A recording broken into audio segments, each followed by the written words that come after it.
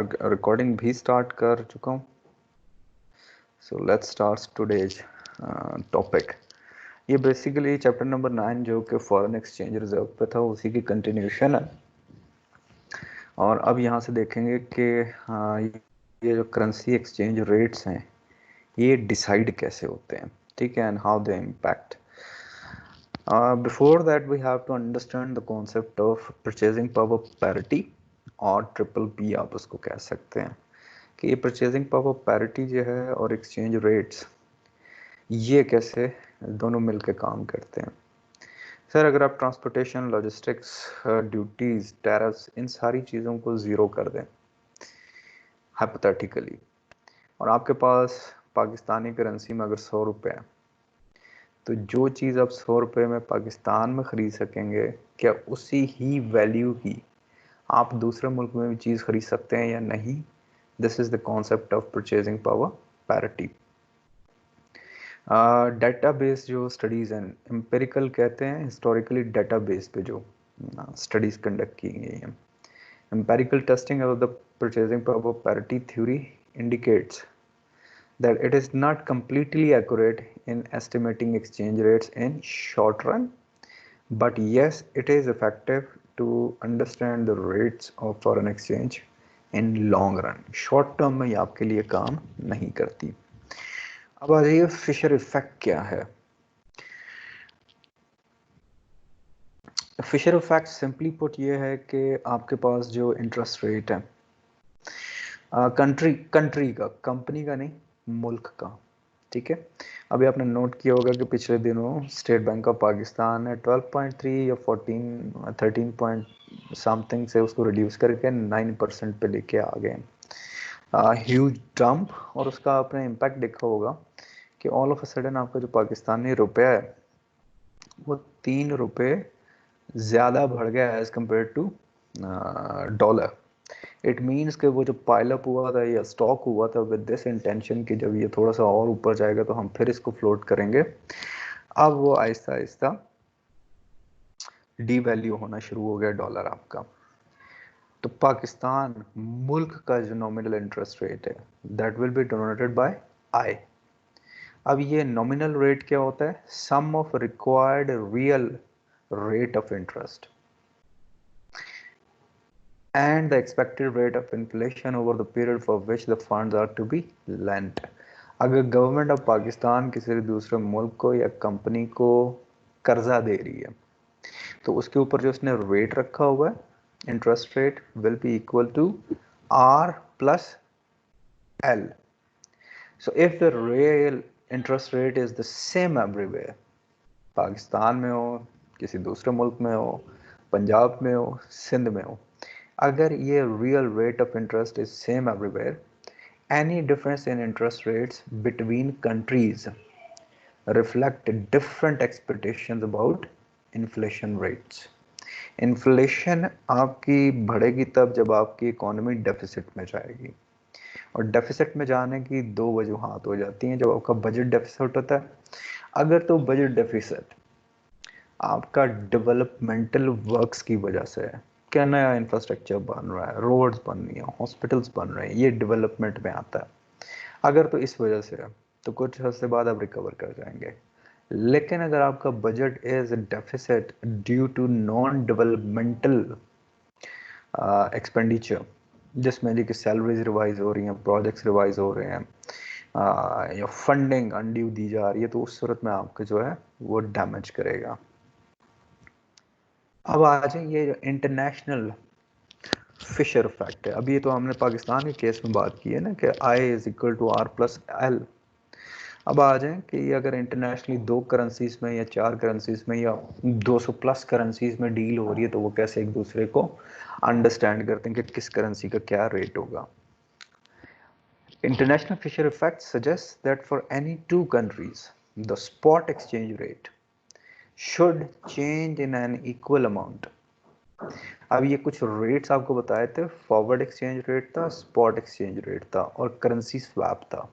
Spot है कि आज इस वक्त 20 अप्रैल 11:15 बजे क्या रेट है पाकिस्तानी रुपए का अगेंस्ट डॉलर अगेंस्ट यूरो।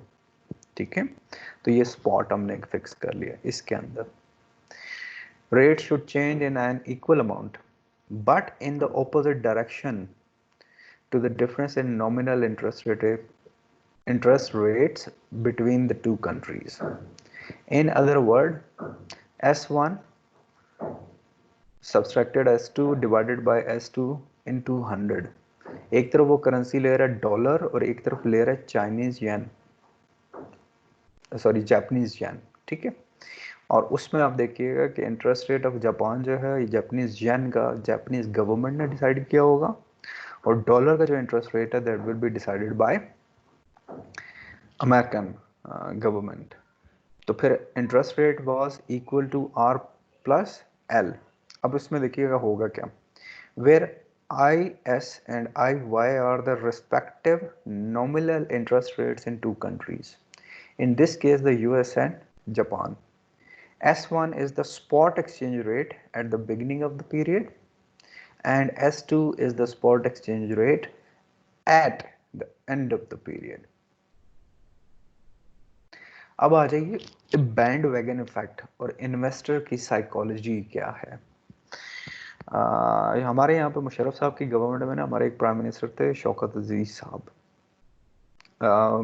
उन्होंने क्या किया कि ये जब लाल मस्जिद का वाक़या होने वाला था तो उन्होंने एक स्टेटमेंट दे दी, और उनकी स्टेटमेंट की वजह से अगले दिन हमारी जो पाकिस्तान, उस वक्त पाकिस्तान स्टॉक एक्सचेंज नहीं हुआ करती थी, कराची स्टॉक एक्सचेंज सबसे बड़ी थी। तो लिटरली लोगों के मिलियंस नहीं बिलियंस की इन्वेस्टमेंट डूब गई थी, ठीक है।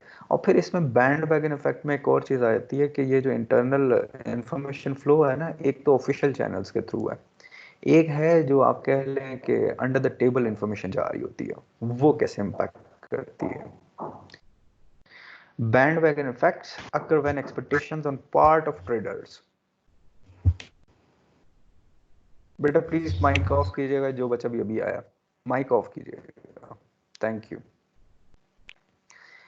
Bandwagon effect occurs when expectations on the part of traders turn into self-fulfilling prophecies.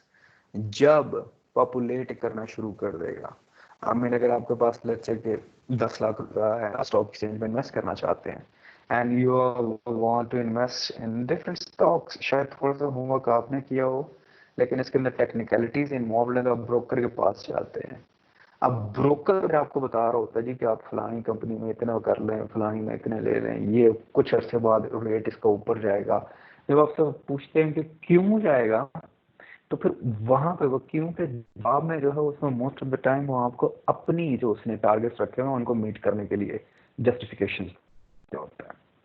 And traders join the bandwagon and move exchange rates based on groups expectations, ठीक है। हमारे यहाँ पे फिर वो एक आफ्ताब शेरपाव साहब थे, इंटीरियर मिनिस्टर थे आई बिलीव मुशर्रफ के टाइम में, तो उन्होंने एक इंक्वायरी कंडक्ट की थी अनान एंड कालिया ग्रुप के खिलाफ।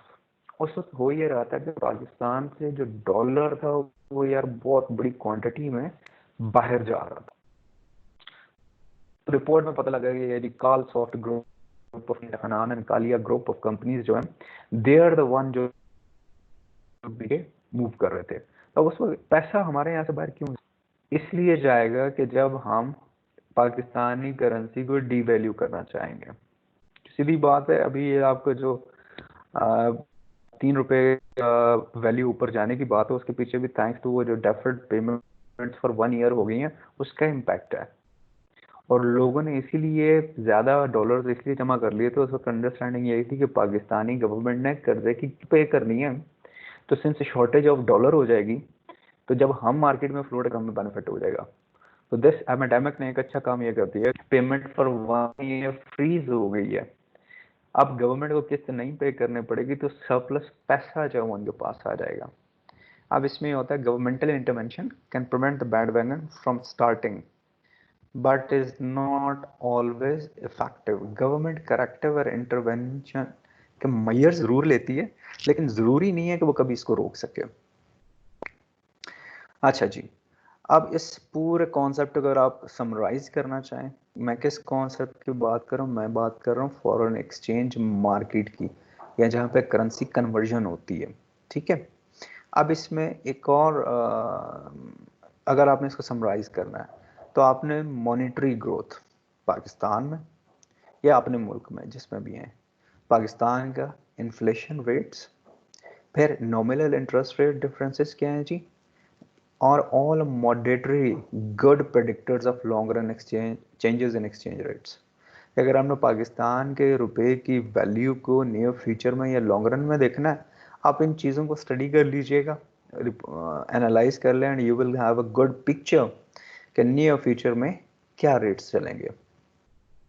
लेकिन ये सारे के सारे इंडिकेटर्स बहुत बुरे हैं if you want to study कि शॉर्ट रन में पाकिस्तान की करेंसी की वैल्यू क्या होगी, उसके लिए ये फैक्टर नहीं है। So international businesses should pay attention to countries differing monetary growth, inflation and interest rates। अब आ जाइए फोरकास्टिंग हम कैसे कर सकते हैं। पिछले उसने एलिमेंट्स गिनाए ना आपके पास, और उसकी बेस पे कह रहा था कि लॉन्ग रन में तो आप कर सकते हैं लेकिन शॉर्ट टर्म में वो इफेक्टिव नहीं है। सो इफ अगर आप करना चाह रहे हैं फोरकास्टिंग कि नियर फ्यूचर में 6 महीने में, साल में, 3 महीने में, समाई में क्या रेट होगा, क्या वैल्यू होगी, तो उसके लिए सर अब दो स्कूल्स हैं। स्कूल्स कहते हैं फिलोसफी को, थ्योरी को, कॉन्सेप्ट को, अल्टरनेटिव नाम इस्तेमाल होते हैं। तो एक उसमें एफिशिएंट मार्केट है और दूसरी इनएफिशिएंट मार्केट है। अब आ जाइए जो एफिशिएंट मार्केट है, वो कहती है forward exchange rates are the best predictor of future spot exchange rates. इसमें होता है क्या, investing in forecasting services is a waste of money. ये एक फिलॉसफी है, एक ग्रुप ऑफ इन्वेस्टर या ब्रोकर जो उनका मानना ही है कि आपको फोरकास्टिंग में पैसा नहीं इन्वेस्ट करना चाहिए कि यार 6 महीने में, 3 महीने में, साल बाद XYZ करेंसी की क्या वैल्यू होगी, ये टोटल वेस्टेज ऑफ मनी है। आप सिंपली इतला कर लें कि फॉरवर्ड एक्सचेंज रेट जो चल रहा है उसको आप स्टडी कर लें, उसको अपडेट कर लें, तो वो आपका फ्यूचर एक्सचेंज रेट्स को डिफाइन कर देगा। On the other hand side जो इनएफिशिएंट मार्केट स्कूल को फॉलोअर्स हैं, बिलीवर्स हैं, उनका कहना यह है कि कंपनीज को ज़रूर इन्वेस्ट करना चाहिए पैसा फॉर फोरकास्टिंग सर्विसेज। क्यों करना चाहिए? Forward rates are not the best predictor of future spot rates. इस वजह से लोगों को, कंपनीज को फोरकास्टिंग सर्विसेज हायर करने के लिए या डेवलप करने के लिए पैसा ज़रूर इन्वेस्ट करना चाहिए। अब आइए फर्दर डिटेल में देख लेते हैं। एफिशिएंट मार्केट क्या है? One in which prices reflect all available information. किस चीज की प्राइसेस? करेंसी की। कि अगर मैंने, आपने देखा होगा ये आते हैं आपके पास, आई एम श्योर हम लोगों में से करेंसी हम लोगों ने सबने कन्वर्ट कराई होगी, बाइंग एंड सेलिंग रेट्स आ रहे होते हैं। तो एक क्वेश्चन आता है कि यार ये डिसाइड कौन कर रहा होता है कि यार आई डॉलर के अगेंस्ट पाकिस्तानी रुपए की ये वैल्यू रहेगी अगर आपने खरीदना है, और अगर आपने बेचना है तो इस कीमत पे आप बेचेंगे। सर ये डिमांड जो है ना, ये डिसाइड कर रही होती है। और इसमें फिर वो चीज़ आ जाती है एडम स्मिथ की, वही वेल्थ ऑफ नेशंस में जो उसने बात की थी, इनविजिबल हैंड।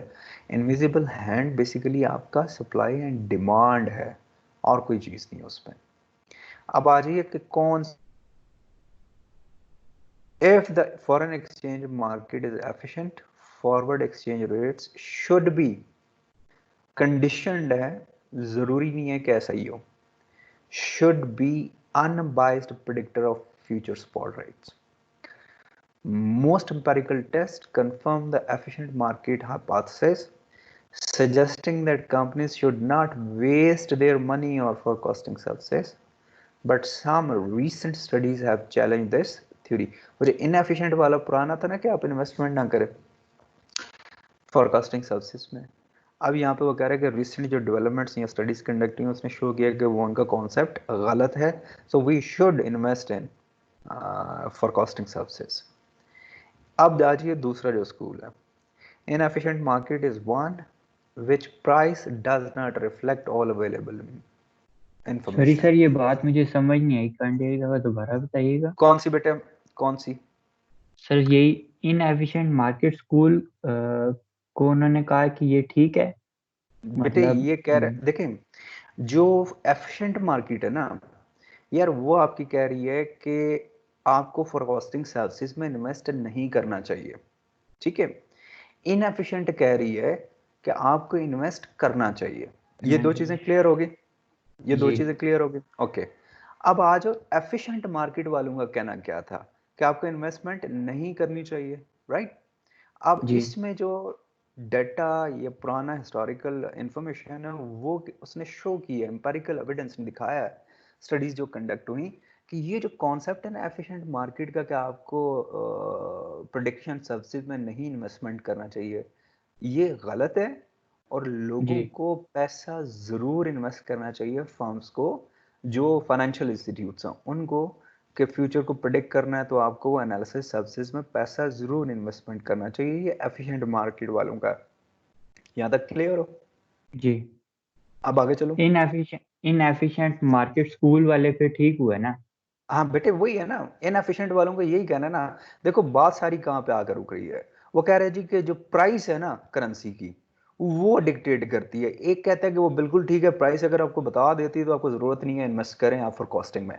जो दूसरे हैं वो कहते हैं नहीं नहीं जी, प्राइस नहीं बताती सारी information, so you have to invest in forecasting services.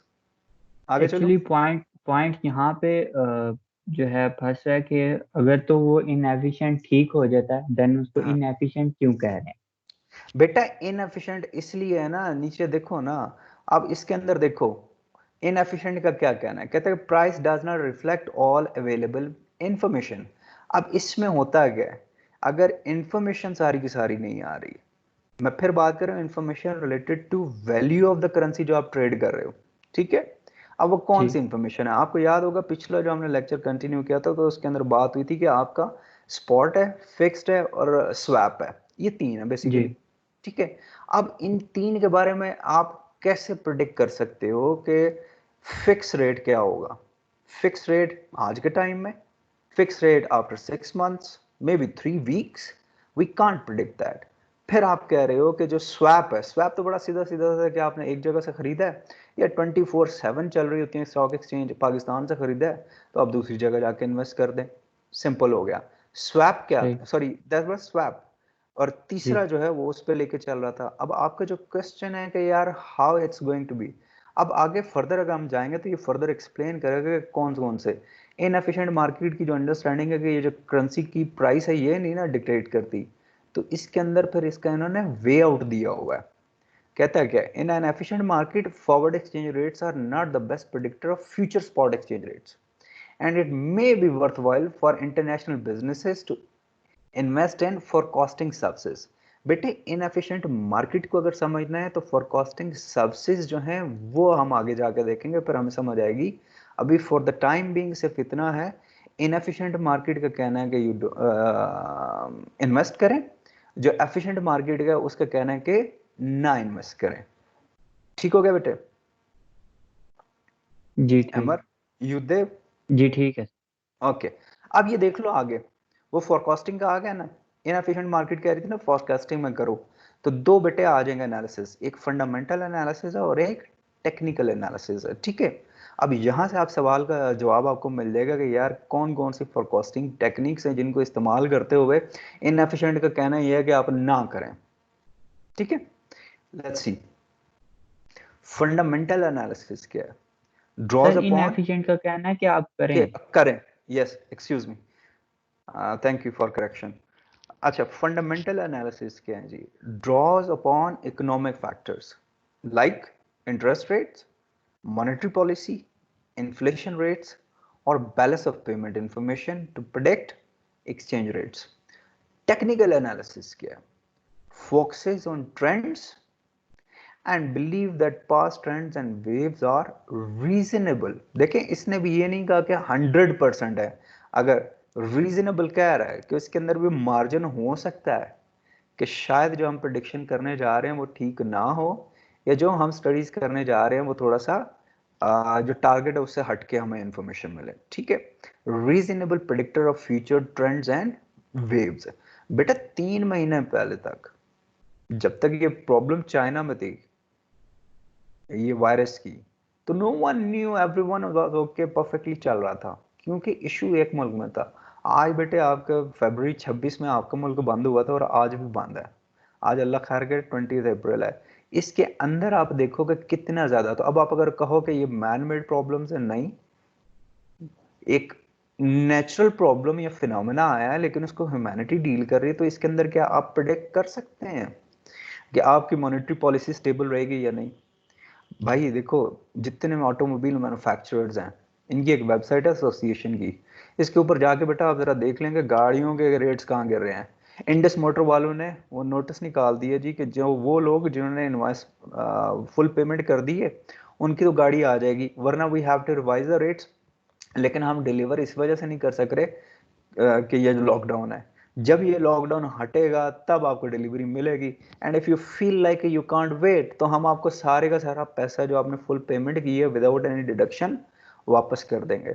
बात छोटी कर रहा हूँ कि कुछ ऐसे अनफोर्सीनेबल फैक्टर्स जरूर इंक्लूड हो जाते हैं कि वो फिर आपकी सारी स्टडी को दोबारा से असेस करना पड़ता है।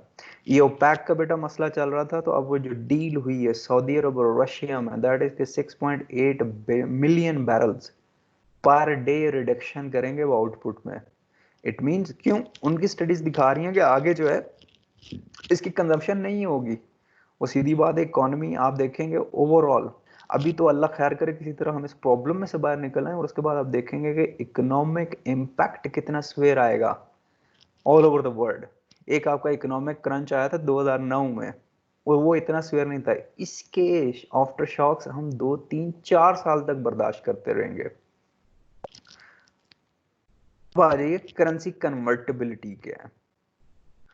अच्छा, फ्रीली कन्वर्टेबल, फ्रीली कन्वर्टेबल क्या है जी? When both residents and non residents can purchase unlimited of amount of foreign currency within the domestic currency with the domestic currency। ठीक है, इसको इस तरह समझिए कि पाकिस्तान में हम भी हैं और हमारे यहाँ पे टूरिस्ट भी हैं, तो हम पाकिस्तानी करेंसी के साथ दुनिया की कोई भी करेंसी जितनी खरीद सकेंगे, दैट इज फ्रीली कन्वर्टेबल। लेकिन जब हमारे यहाँ से कोई पाकिस्तानी बाहर जाता है ना, तो उसको डिक्लेयर करना होता है एक मखसूस हद तक दे आर अलाउड कि वो अपने साथ डॉलर्स या यूरोज लेके जा सकें। अगर उससे ऊपर अमाउंट लेके जाएगा, ठीक है, वो चाहे बाहर कोई एक स्टूडेंट है, बाहर कोई एक बिजनेसमैन जा रहा है, या बाहर कोई एक फैमिली सेटल होने जा रही है, तो जब यहाँ से एक सेटेड अमाउंट से ज्यादा वैल्यू की वो करेंसी लेके जाएगा ना, तो उसको बाकायदा अनाउंस करना पड़ेगा, वो कस्टम्स के साथ डिक्लेयर करना पड़ेगा, फिर जो फीसिस हैं वो उसको पे करनी पड़ेगी, देन ये they will good to go. एक हो गया, ठीक है। दूसरा है बेटा एक्सटर्नली कन्वर्टेबल। अब एक्सटर्नली कन्वर्टेबल क्या है? When only non residents can convert their holdings of domestic currency into a foreign currency. अब इस तरह समझिएगा कि पाकिस्तान में चाइनीज लोग भी आए हुए हैं, ठीक है, और चाइनीज येन है उन लोगों के पास, तो वो पाकिस्तान की करेंसी में उसको कन्वर्ट कर सकते हैं। यहां तक अहमद ठीक है, या मैं दोबारा रिवाइज कराऊं? सर एक अहमद दफा बेटा, दोबारा बताइएगा। अच्छा, पहला केस है यार कि फ्रीली कन्वर्टेबल। मैं पाकिस्तान का शहरी हूं, मेरे यहाँ पे दूसरे मुल्कों के लोग आए हुए हैं, ठीक है, तो हम जी पाकिस्तानी ठीक है। करेंसी को इस्तेमाल करते हुए कोई भी करेंसी खरीद सकते हैं। एक हद तक। हाँ जी, एक हद ठीक तक, है। ठीक है, क्योंकि उसके बाद फिर वो अगर बहुत ज्यादा करेंगे तो फिर वो स्पेकुलेशन आ जाएगी और गवर्नमेंट को इंटरवीन करना पड़ेगा, ठीक है, एक हद तक।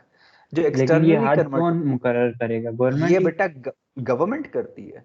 आप देखिए क्यों गवर्नमेंट इंटरवीन करती है यार, हम सब पाकिस्तानियों के पास पैसा है और सबको पता है कि यार डॉलर ऊपर जा रहा है। डॉलर किस लिए ऊपर जा रहा है? क्योंकि हर दूसरा पाकिस्तानी इस वक्त डॉलर को इकट्ठा करना चाह रहा है कि उसके अगेंस्ट हमारी करेंसी डीवैल्यू हो रही है। और डीवैल्यू क्यों हो रही है?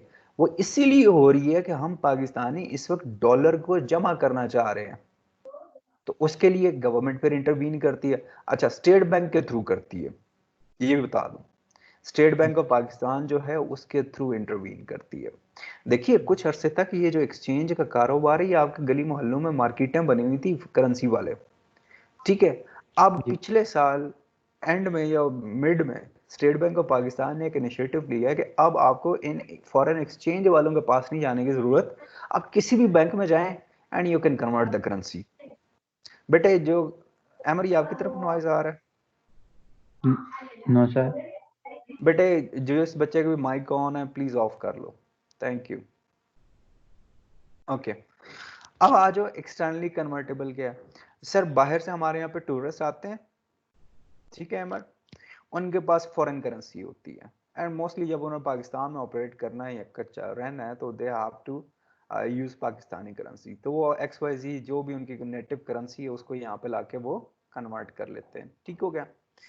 अब आ जाए एक तीसरा, दैट इज नॉन कन्वर्टेबल, ठीक है। A currency is non convertible when both residents and non-residents। अभी बेटा अमर यहाँ पे आपकी बात का जवाब आ रहा है कि किसी एक मखसूस हद तक और जी जी। कौन डिक्टेट करता है?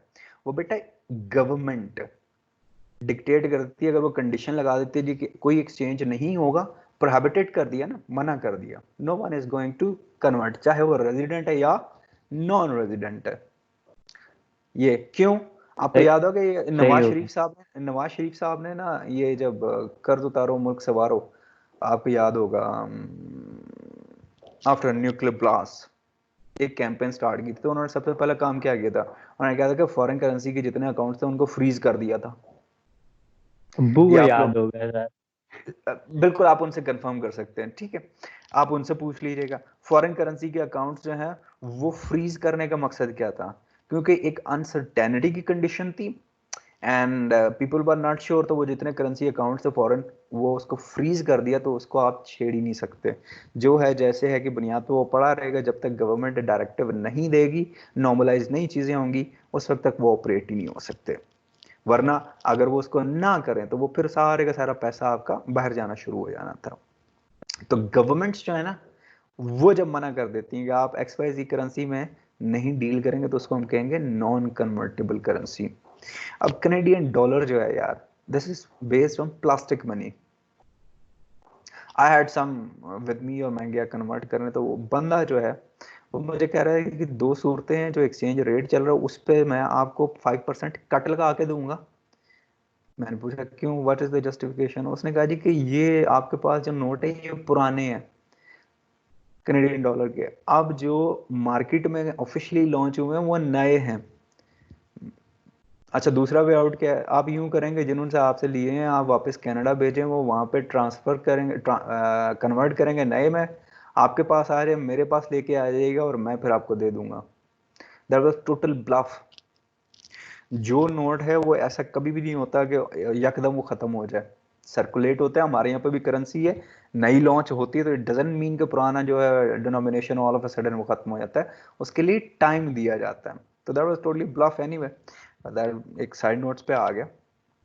तो आई होप अब आपको तीनों क्लियर होगी कि फ्रीली कन्वर्टेबल क्या है, एक्सटर्नली कन्वर्टेबल क्या है, और नॉन कन्वर्टेबल क्या है। अच्छा जी, जी sir. Excuse me, excuse me, ये अभी मैं आपसे बात कर रहा था ना कि पैसा बाहर जाता, तो यहाँ पे आ गया capital flight. The main reason to limit convertibility, मैंने आपसे कहा था कि जब भी कोई पाकिस्तानी बाहर जाएगा एक लिमिट है, उस लिमिट से नीचे वो डॉलर, पाउंड्स, दिरहम्स अपने साथ लेके जा सकता है। अगर उससे ज्यादा वो लेके जाएगा तो उसके चैनल्स मुख्तलिफ हो जाएंगे, वो फिर बैंक अकाउंट के थ्रू होगा या जैसे भी एक प्रोसेस है। तो वो लिमिट लगाने की वजह क्या है? ताकि सारे का सारा पैसा यार बाहर ना चला जाए। If you can recall that mister 10%, excuse me, ex president जो हमारे हैं, वो एक मॉडल पकड़ी गई थी, कुछ नहीं था, सिर्फ $5 लाख उन्होंने एक बैग में डाले हुए थे, वो लेके जा रही थी $5 लाख। जिस पे वो बंदे ने जिसने पकड़ा था दूसरे दिन वो भी मार गया, और फिर केस चलते चलते आफ्टर दैट शी लेफ्ट। तो सिर्फ एक बात समझाना चाह रहा हूँ, ठीक है। Prevent capital flight when residents and non residents rush to convert their holdings of domestic currency into a foreign currency. आज कोई एक अफवाह चल जाए, आज कोई एक अफवाह चल जाए, फैक्ट रूमर मिल कोई अफवाह चला दे कि जी कुछ अरसे में ये हालात होने जा रहे, तो हम क्या करेंगे? जितने हमारे पास पैसे हम जाएंगे कन्वर्ट करेंगे यार, सीधी बात है। मैं हम लोग डे टू डे यूजर्स जो हैं इस्तेमाल के लिए करते हैं, लेकिन कुछ लोग हैं जो विद दिस अंडरस्टैंडिंग बाकायदा इसको बिजनेस समझते हैं, तो वो करेंसीज को ग्रैब करने की कोशिश करते हैं जो ज्यादा मॉनेटरी वैल्यू रखती हैं। अब आ जाइए नीचे, in the case of a non convertible currency, अगर गवर्नमेंट ऑफ पाकिस्तान ने आगे डिक्लेयर कर दिया है कि हमारे यहाँ पर कोई कन्वर्टेबल नहीं होगा, तो क्या फर्म्स बिजनेस करना छोड़ देंगी? नो। फिर फर्म्स क्या करेंगी? Firms may turn into counter trade.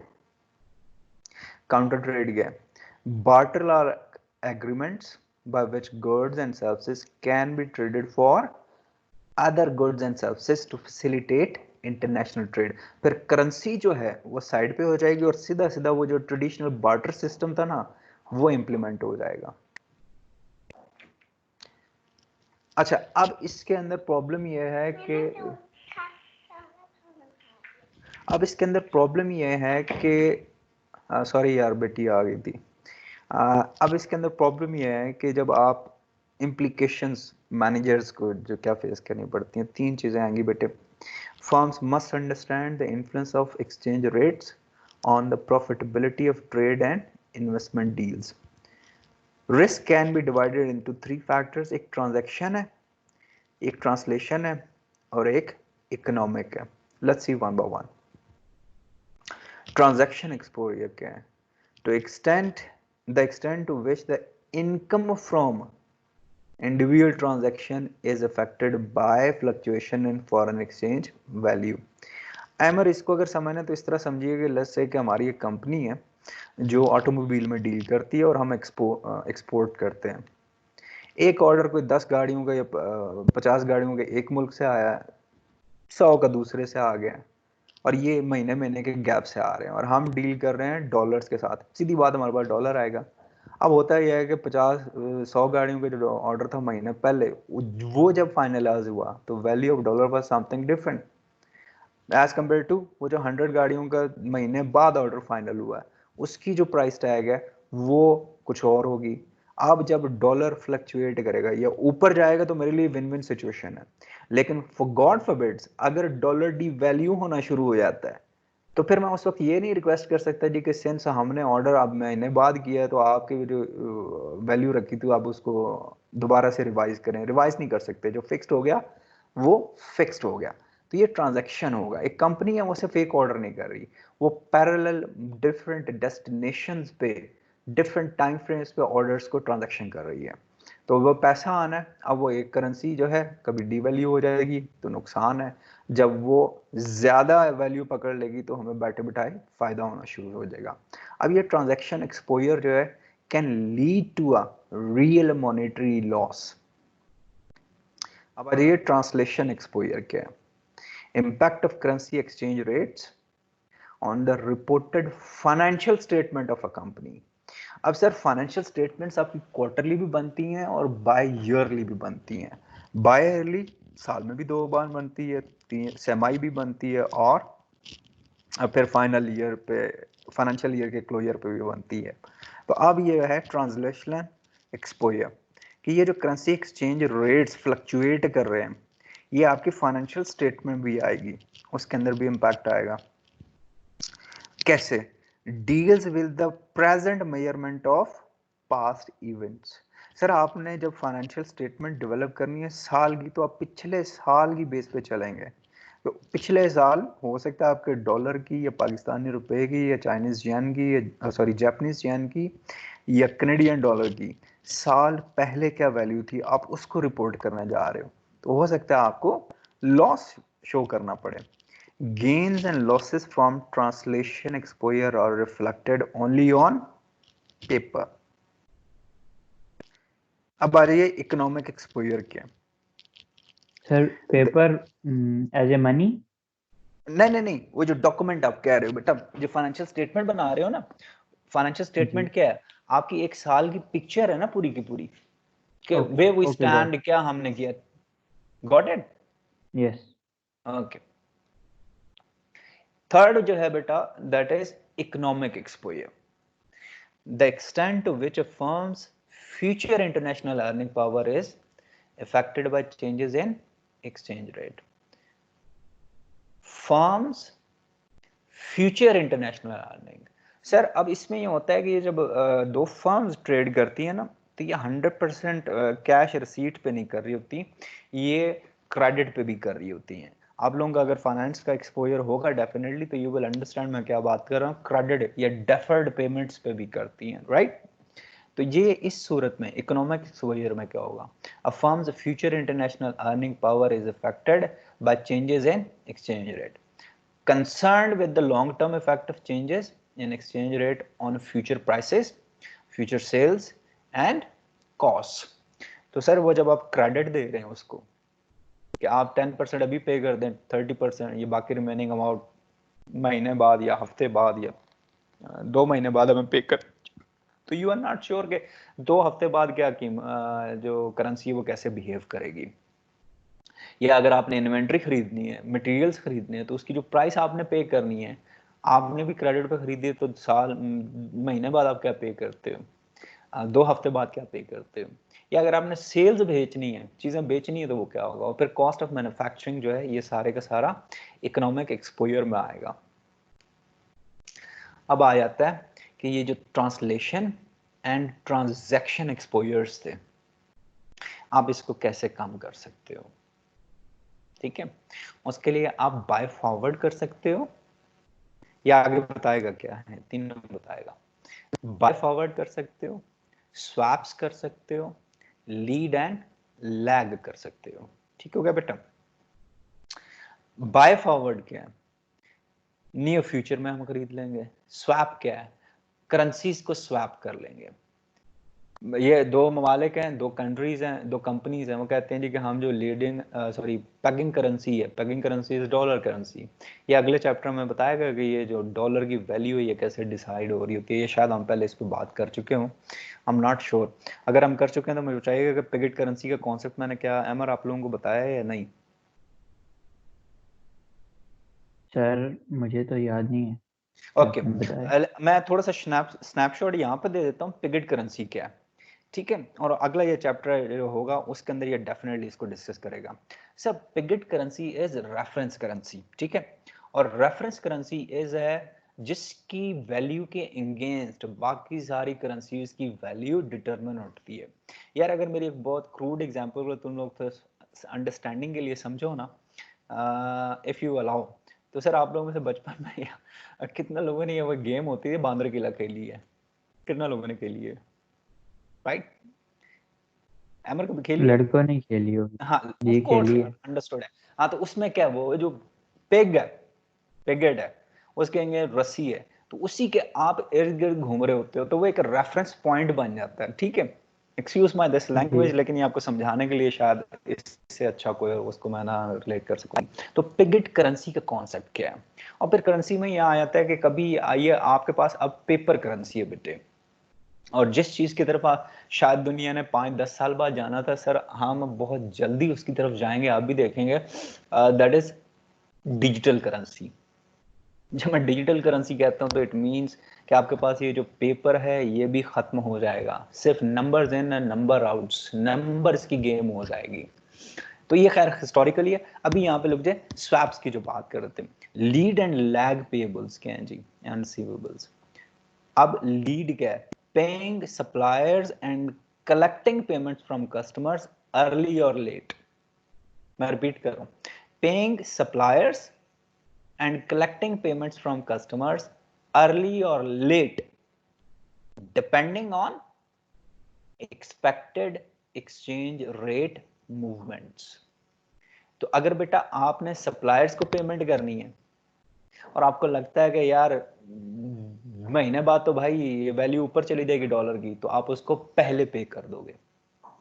या अगर आपको लगता है कि पेमेंट जो है कलेक्ट हमने जो करनी है, अकाउंट्स रिसीवेबल जो है, वो हो सकता है महीने बाद डॉलर नीचे गिर जाए, तो आपकी कोशिश होगी कि आपको महीने से पहले पहले आपकी पेमेंट्स मिल जाए।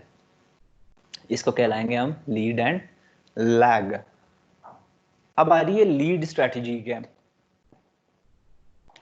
Attempting to collect foreign currency receivables early when a foreign currency is expected to depreciate, and paying foreign exchange payables before they are due when a currency is expected to appreciate। Lag strategy क्या है जी, delaying collection of foreign currency receivables if the currency is expected to appreciate, and delaying payables if the currency is expected to depreciate. Lead and lag strategies can be difficult to implement. एमर ये ऐसे ही है कि बेटा मैं आपसे कहूँगा यार मैंने जो तुम्हें पैसे देने थे ना इस वक्त जो है वो इतने का डॉलर मिल रहा है, तो जो स्टडी शो कर रही है वो महीने बाद डॉलर लेट्स से 100 से 80 रुपए पे आ जाएगा, तो सिंस 80 पे आ जाएगा तो जब वो कम वैल्यू होगा तब मैं तुम्हें पे कर दूंगा। अब क्या आप मेरे इस आर्गुमेंट को मानने को या रिस्पेक्ट करने को तैयार हो? नहीं, क्योंकि आपको आगे नहीं। नुकसान नजर आ रहा है। नुकसान नजर आ रहा है कि यार अभी अगर मुझे 100 रुपए का मिल सकता है तो why I should accommodate X Y Z के जब वो 80 रुपए पे चलेगा तो आपको तो सीधा सीधा $20 का नुकसान हो जाएगा। ठीक है। या अहमर मैं आपको कहूं दूसरा लीड स्ट्रेटजी की बात करने लगूं, या मैं आपको कहूं कि सर आपने जो पैसे देने थे ना मेरे, इस वक्त डॉलर है 80 रुपए का, तो आप यूं कीजिए अभी ना दें, आप महीने बाद दे दें, क्योंकि उस वक्त डॉलर 110 का हो जाएगा। तो क्या आप उस चीज को भी एक्सेप्ट करोगे? नहीं करोगे, क्योंकि उस सूरत में आप कम से कम 30 रुपए का लॉस बियर करना पड़ेगा, जो मेरी अंडरस्टैंडिंग के हिसाब से कि अभी 80 का और फिर 110 का हो जाएगा, तो वो 30 रुपए का नुकसान आपको फेस करना पड़ेगा, तो आप उस सूरत में भी नहीं मानोगे। तो ये जो लीड एंड लैग स्ट्रेटजीज है ना, ये इंप्लीमेंट करना मुश्किल है। ये नहीं है कि आप टोटली कर नहीं सकते, लेकिन इसके अंदर फिर मार्जिन रखने पड़ते हैं। ठीक हो गया जी। अब आ जाए जी। इकोनॉमिक एक्सपोजर, जो तीसरा था बेटे। ये जो पीछे लीड एंड लैग का उसने बताया नहीं है, ट्रांजैक्शन और ट्रांसलेशन कॉस्ट का कैसे कवर करना उसका बताया था। अब आ जाएंगे एक तीसरा भी था यार, दैट वाज इकोनॉमिक एक्सपोजर। तो अब उसको कैसे लिमिट कर सकते हैं? To reduce economic exposure, firms need to distribute productive assets to various locations. आप एक जगह कंसंट्रेट ना करें अपने प्रोडक्शन ऑपरेशंस को, बल्कि उसको डिस्पर्स करें। ठीक है। कहाँ पे? Different locations, so that the firm's long-term financial well-being is not severely affected by changes in exchange rate. Sir आसान जुबान में आपका अगर अमेरिकन मार्केट के अंदर ही सारे का सारा ऑपरेशंस हैं, तो सिंगल करेंसी मार्केट में है ना, तो चांसेस आ रहे कि आप अगर डॉलर नीचे जाता है तो आपकी परफॉर्मेंस इफेक्ट होगी। लेकिन अगर आपके ऑफिसेज 5-6 दूसरे ममालिक में है, तो और सिर्फ अमेरिकन डॉलर डी वैल्यू होता है, तो आपकी एक मार्केट जो है वो सफर करेगी। बाकी जगह जो आपके ऑपरेशंस हैं वहां से आपको सफर इसलिए नहीं करना पड़ेगा क्योंकि वहां की करेंसी पे कोई इंपैक्ट नहीं आ रहा। तो ये आपके फाइनेंशियल हेल्थ को मेंटेन रख सकता है। अब ये आप कैसे कर सकते हैं? This requires the firm's assets are not overly concentrated in countries where likely rise in currency values will lead to damaging increase in foreign prices of goods and services which you are producing. ठीक है बेटे, इसी का मैंने आपको जवाब दिया कि बजाय एक जगह अपने रिसोर्सेज को या प्रोडक्शन को कंसंट्रेट करने के लिए आप 5-6 ममालिक में रखें, उसको फैला दें कि अगर किसी एक करेंसी या किसी एक मुल्क पे इंपैक्ट आता है तो बाकी जगह से आप उसको कूप कर सकते हैं। अच्छा जी, अब आ जाए इन 3 एक्सपोजर्स के बाद लीड, लैग और स्वैप के साथ आप और कौन सी स्ट्रेटजीज अडॉप्ट कर सकते हैं फाइनेंशियल रिस्क को रिड्यूस करने के लिए?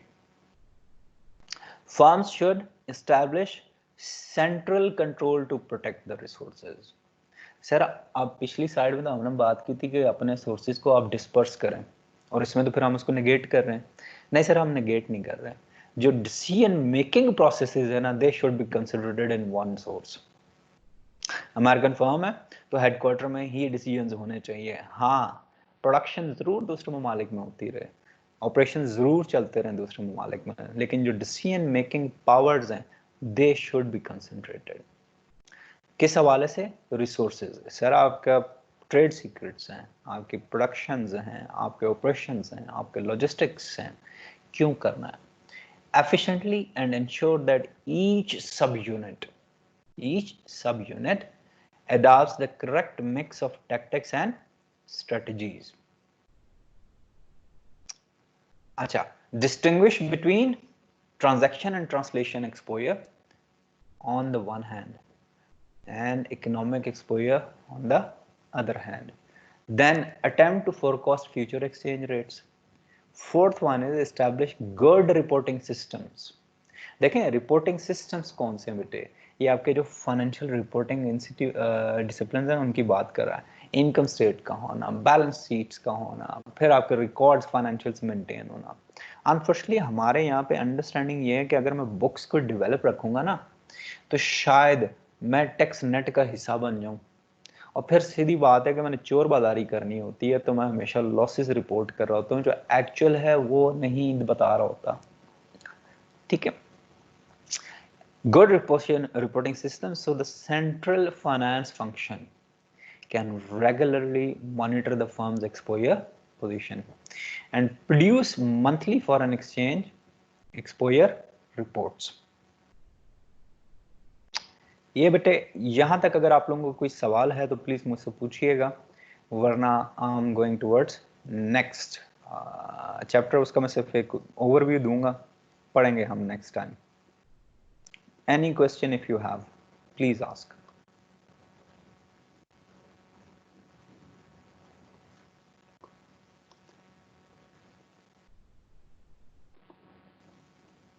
सर अकाउंटिंग एक्सपोजर के बारे में हमने जिक्र किया। बेटा मैंने बताया ना कि वो जो कह रहे हैं कि फाइनेंशियल रिपोर्टिंग सिस्टम्स, तो बेटा फाइनेंशियल इंस्ट्रूमेंट्स कौन से हैं? एक कंपनी ने अगर रिपोर्ट करना है तो वो क्या रिपोर्ट कर रहा होता है? इनकम स्टेटमेंट है, बैलेंस शीट है, ये टूल्स है ना। अब इसमें होता ये है कि पाकिस्तान की हद तक ये टैक्स नेट से बचने के लिए, एफबीआर से बचने के लिए हम लोग बेटा जो रिपोर्ट कर रहे होते हैं वो एक्चुअल नहीं होती हैं, वो डॉक्टर्ड होती हैं। एंड मोस्टली आप देखोगे कि अगर हम ज्यादा लॉस में नहीं जा रहा तो जीरो पे आ रहे हैं, मतलब ना कोई प्रॉफिट है ना लॉस है, 10 या 5% का मार्जिन, तो वो टैक्स अविजन की करने के लिए जो हम पब्लिक इंफॉर्मेशन कर रहे होते हैं उसके अंदर आपको आता है बिल्कुल ये। हम देखिए कि बैलेंस शीट के अंदर बाकायदा एक हेड है ओवरहेड्स का होता है। आप लोग जो फाइनेंस वाले मुझसे ज्यादा बेहतर समझ सकते हो इस चीज को। ओवरहेड्स का एक सेक्शन होता है कोई, कभी आपने गौर किया कि वो ओवरहेड का सेक्शन इतना ज्यादा क्यों होता है? क्योंकि वो एक किस्म का लीगल कवर है कि यार हमने जो ब्राइब्स देनी है, जो पार्टी फंडिंग करनी है, या जो हमने अंडर द टेबल फाइनेंसिंग करनी है, वो सारे का सारा हम उठा के उसे एक कैटेगरी में डाल देते हैं। You are getting it? तो वो जो डॉक्यूमेंट है ना उसके ऊपर हम रिपोर्ट क्या कर रहे होते हैं। अच्छा ओके ठीक है बेटे, एमर यू आर सेटिस्फाइड? जी सर ठीक है। ओके ओके बेटा। आया जनाब, बिस्मिल्लाहिर्रहमानिर्रहीम। पिछले में हमने बात की थी, पिछले चैप्टर में जो अभी हमने कंक्लूड किया दैट वाज कि आपका फॉरेन एक्सचेंज रेट कैसे काम करता है। ठीक है, और ये जो अगला है जो मैं आपसे बात कर रहा था ये है बेसिकली कि आपका रुपया जो है उसकी वैल्यू कैसे डिटरमिन होती है। ठीक है, या इंटरनेशनल मॉनेटरी सिस्टम जो है वो कैसे काम करता है। तो वो क्या है जी? System refer to the institutional agreements, institutional that govern exchange rate. तो ये पिछले ही चैप्टर को अब आगे लेके आ रहा है। ठीक है, recall the foreign exchange market is the primary institute for determining exchange rate. जैसे फॉरेन एक्सचेंज मार्केट है वो डिटरमाइन करती है ना कि करेंसी का रेट्स क्या होंगे, अब वैसे ही इंस्टीट्यूशनल एग्रीमेंट्स अगर आपके हो जाएंगे बेटे, कौन कौन से इंस्टीट्यूशनल? पाकिस्तान में फाइनेंशियल इंस्टीट्यूशन जो लेंडिंग के हैं, बैंक्स हैं, प्राइवेट एंटिटीज हैं, पब्लिक एंटिटीज हैं, जब तक ये एमओयूज नहीं करते, एग्रीमेंट्स पर नहीं आते, तो आपका पाकिस्तान का मॉनेटरी सिस्टम ना डेवलप हो सकता है ना फ्लरिश हो सकता है। ठीक हो क्या? तो जब इंटरनेशनल की बात करेंगे तो ग्लोबल लेवल पे हम जाएंगे। Okay, I will just stop here and दो नेक्स्ट टाइम इंशाल्लाह मैं यहाँ से कंटिन्यू करूँगा।